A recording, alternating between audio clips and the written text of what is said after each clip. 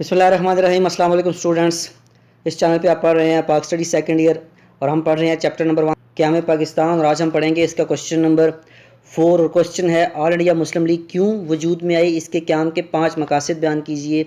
और इस क्वेश्चन का आंसर है बेटा page number 9 and page number 10 के ऊपर।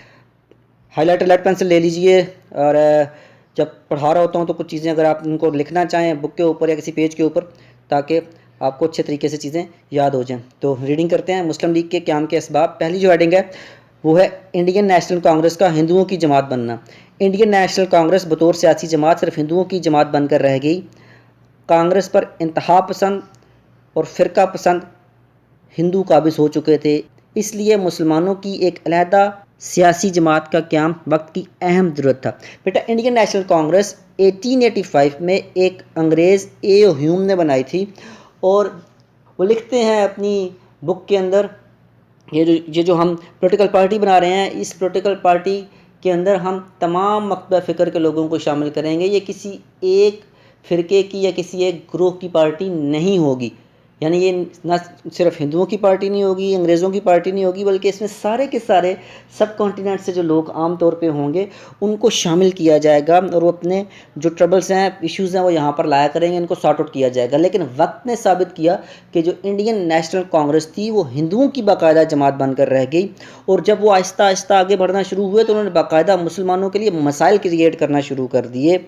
और जब मुसलमानों के लिए मसाइल क्रिएट करना शुरू कर दिए तो एक वक्त ऐसा आया मुसलमानों को ये सोचना पड़ा कि वो अपनी अलहदा सियासी जमात बनाए। याद रखिएगा सर सैयद ने मुसलमानों को अपनी अलहदा सियासी जमात बनाने से मना किया था, लेकिन इट वाज 1858। तो अब तक मुसलमान जंग आज़ादी के बाद इतने मेच्योर हो चुके थे कि वो अपनी अलहदा सियासी जमात बना सकें, क्योंकि एजुकेशन हासिल कर ली थी और दोबारा मुख्तलिफ मामलात के अंदर से दोबारा से ग्रिप ले ली थी और माशरे के अंदर दोबारा से मुसलमानों ने अपने आप को मजबूत करना शुरू कर दिया था। नंबर 2 फ़िरका वारियत। मुसलमानों के ख़िलाफ़ हिंदुओं ने अपनी इंतहा पसंद और मुतशद्दिद तहरीकों का आगाज़ कर दिया। हिंदू महासभा, अंडरलाइन कीजिएगा, ये इनकी हिंदुओं की इंतहा पसंद जमातें हैं। ये हिंदू मुसलमानों को कहते हैं नहीं, मुसलमान इंतहा पसंद हैं। ज़रा अपना हाल देख लीजिए, ज़रा अपनी हिस्ट्री पढ़ लीजिए। संगठन और आर्या समाज जैसी तहरीकों से मुसलमानों के वजूद को ख़तरा था। ये 3 बड़ी तंजीमें दोबारा पढ़ रहा हूँ, अंडरलाइन करना। हिंदू महासभा, संगठन और आर्या समाज, इनसे ओहदा बरा होने के लिए मुसलमानों ने मुस्लिम लीग कायम की। ये दूसरी रीज़न है। तीसरी रीज़न देखिए, तकसीम बंगाल की मुखालफत। मशरकी बंगाल का नया सूबा 1905 में वजूद में आया जहाँ मुसलमानों की अक्सरियत थी। सूबा बंगाल की तकसीम हिंदुओं ने शदीद मुखालफत की इसकी। वो मुसलमानों की बहबूद के लिए उठाए जाने वाले किसी इक़दाम को बर्दाश्त नहीं कर सकते थे। उन्होंने तकसीम बंगाल के ख़ात्मे के लिए बहुत बड़ी तहरीक शुरू की। ये मुखालफत भी मुसलमानों की सियासी तंजीम की तख्लीक का बायस बनी। अब देखो जो फसाद है ना, जो तकलीफ़ है, वो उसको सामने लेके आ रहे हैं। इंतज़ामी लिहाज से जो बंगाल था वो एक बहुत बड़ा प्रोविंस था। उसको टैकल करने के लिए उस बंगाल को 2 हिस्सों में तकसीम कर दिया, एक मशरकी बंगाल और एक मगरबी बंगाल। जो मशरकी बंगाल था उसमें मुसलमानों की आबादी बहुत ज़्यादा थी। जब उसको इंतज़ामी लिहाज से सेपरेट कर लिया तो वो जो प्रोविंस था उसमें बेहतरी आना शुरू होगी, मुसलमानों को उसमें बेनिफिट मिलना शुरू हो गया जो वहाँ पर मुसलमान मौजूद।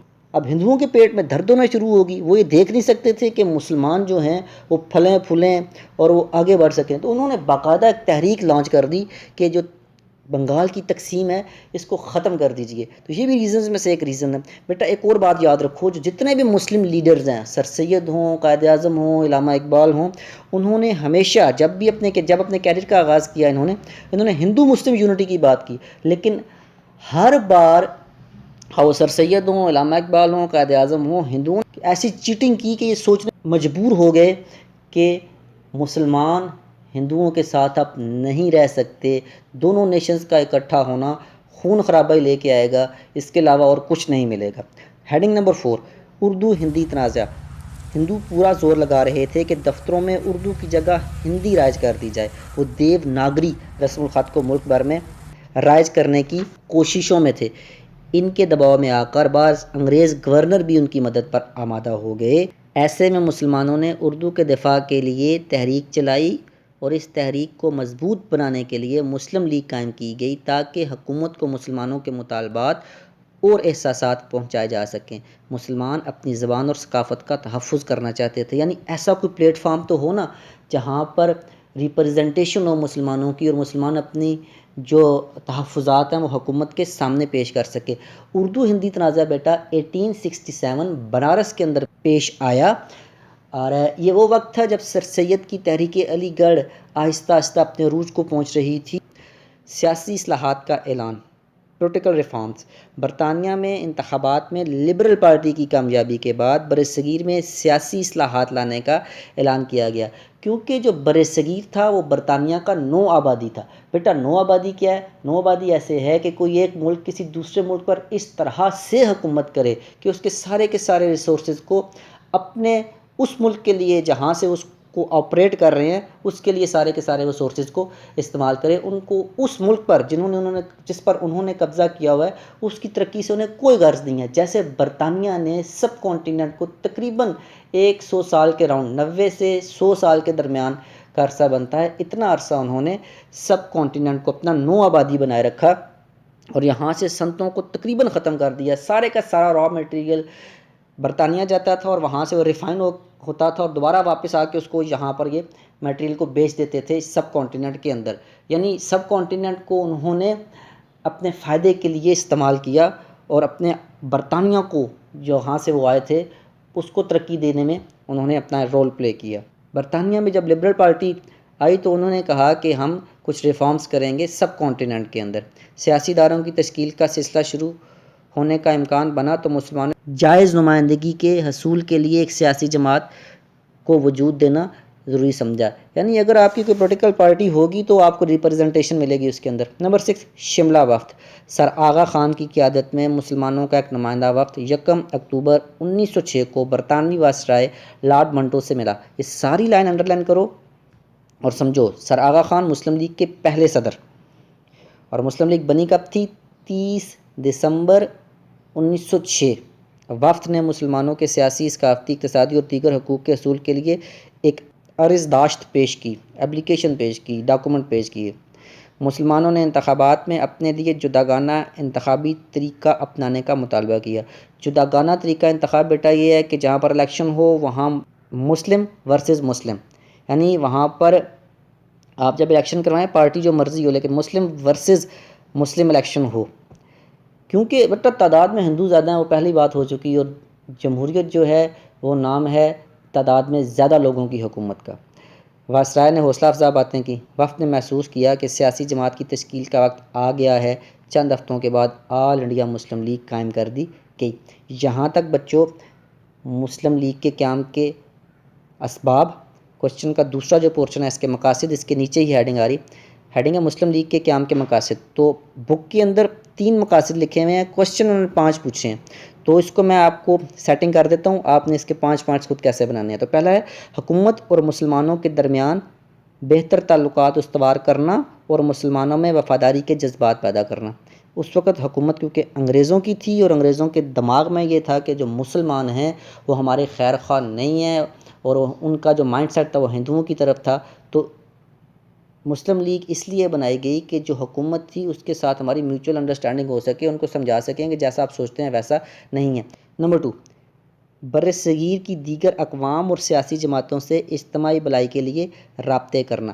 اب یہ نہیں ہے کہ اپنی پارٹی بنا کے شل میں چلے جانا ہے، کہ آپ نے باقی جماعتوں کے ساتھ بھی رابطے میں رہنا ہے، اور اوورآل آپ نے ایک ایسا ماحول کریٹ کرنا ہے کہ جس سے سوسائٹی بہتر ہو۔ مسلم قوم کے حقوق کا تحفظ کرنا، بالکل مسلمانوں کے حقوق کا تحفظ کرنے کے لیے جماعت بنائی گئی، اور اس مقصد کے لیے حکومت اور دیگر حلقوں کے ساتھ مل جل کر کام کرنا۔ دیکھو ہم نے جتنے بھی پوائنٹ پڑھے ہیں ان سارے کے سارے پوائنٹس کے اندر یہاں کہیں بھی نہیں لکھا ہوا کہ ہم جناب لڑائی کریں گے یا ہڑتال کریں گے یا ایجیٹیشن کریں گے، بلکہ کہا گیا کہ اپنی جو بات ہے، جو غلط فہمیاں پیدا ہو چکی ہیں ان کو دور کریں گے اور دوسرا مسلمانوں کو پروٹیکٹ کریں گے۔ تو بیٹا بک کے اندر یہ 3 پوائنٹس ہیں، ان 3 کو ہم نے 5 کے اوپر کیسے لے کے جانا ہے اکارڈنگ ٹو دا کوشچن۔ تو پہلا جو پوائنٹ ہے یہ ہے حکومت اور مسلمانوں کے درمیان بہترین تعلقات استوار کرنا، یہاں تک یہ ایک پوائنٹ بنا لو۔ اس کے بعد لکھا ہوا ہے اور مسلمانوں میں وفاداری کے جذبات پیدا کرنا، اور کاٹ دو، اور جہاں سے سٹارٹ ہوتا ہے مسلمانوں میں وفاداری کے جذبات پیدا کرنا، اس کو 2 کر دو۔ اب جو سیکنڈ بک والا سٹارٹ ہو رہا ہے اس کو 3 کر دو، یہ سارے کا سارا ایز اٹ از لکھو، اور جو 3 لکھا ہوا ہے اس کو کاٹو اور 4 کرو، اور 4 آئے گا مسلم قوم کے کا تحفظ کرنا، یہاں تک 4 ہو گیا۔ اور اس کے آگے اور لفظ کاٹ دو، اور اس کے بعد اس مقصد کے لیے یہاں سے نمبر 5 کر لو، اس مقصد کے لیے حکومت اور دیگر حلقوں کے ساتھ مل جل کر کام کرنا۔